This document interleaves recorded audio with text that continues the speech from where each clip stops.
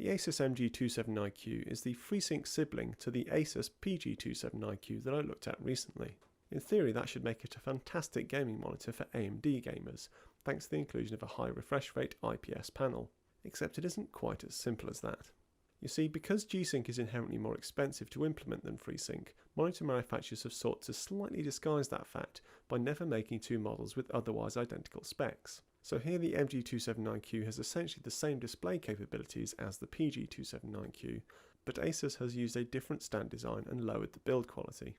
The result is a monitor that's around £200 cheaper than its sibling, and it feels it. The design here is lackluster with a dull grey plastic used instead of black, and of course the lights that are on the PG279Q aren't included here either. The stand is still fully adjustable, but all the movements are just a bit stiffer or lower quality. For instance, the stand rotation on the MG279Q has the whole thing sit on a cheap spinning plastic disc, while the PG279Q has a proper rotating joint between the base and stand. Similarly, you miss out on the low profile bezels of the PG279Q, further reducing the desk appeal of this display. Ultimately, it means you're still getting largely the same features, but it just doesn't feel like a premium product in the way the PG279Q does. On the flip side, FreeSync doesn't limit connectivity options like G-Sync, so Asus hasn't held back in this regard. You get one DisplayPort, a mini DisplayPort and two HDMI, as well as a 2-port USB 3 hub. Some basic speakers are also included, and there's a headphone jack for private listening. Setting up the display requires fixing the base to the stand and the stand to the display, but thankfully both operations are toolless. The display can be attached to a standard VESA mount too. Another area Asus hasn't skimped on is the fantastic on-screen display and its joystick-based controls.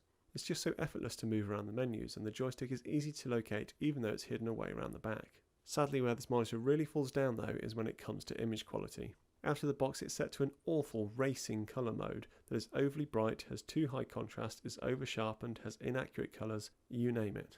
What's more, putting things right isn't an easy task. Opting for the often reliable sRGB colour mode drops contrast to a pathetic 666:1, while all the other options offer mediocre colour accuracy.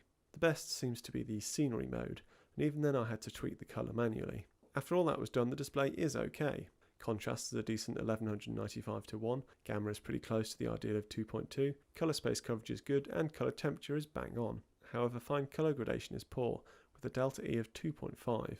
It's a shame, as you're otherwise getting the sort of great experience you'd expect. The IPS panel provides good viewing angles, instantly making this display an upgrade over most TN-based gaming monitors, and the FreeSync works well too.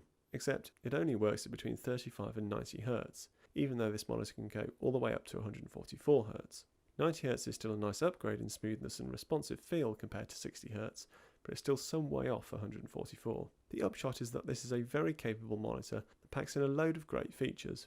It's just that every single one of them is compromised in some way. Were it without direct competition, it would still be a reasonable choice, just because it's so much cheaper than the G-Sync alternatives. As it is though, the Acer XF270HU offers all the same positives, but has FreeSync that runs up to 144 Hz, much better image quality out of the box, and it's cheaper.